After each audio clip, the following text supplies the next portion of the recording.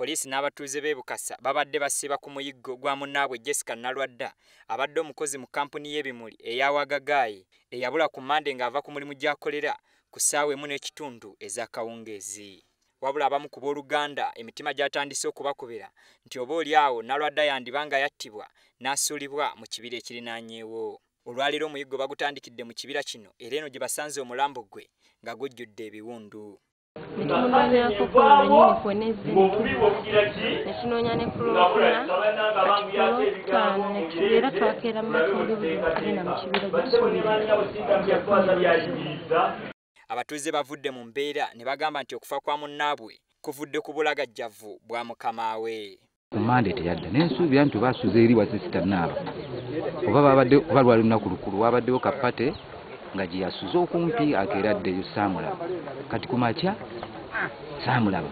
Bawo omugenzi ategeezezza nga bwe yasembayo okulaba ku mukyala we ku bbalaza era n'ategerezaawo ab'eŋŋanda ze kyokka ng'abadde tasuubira nti yandiba nga yatemuddwa. Poliisi eggyeewo omulambo n'egutwala mu ggwanika ly'eddwaliro ekkulu e Mulago okwongera okwekebejjebwa n'oluvannyuma eguwaddeyo okuziikibwa.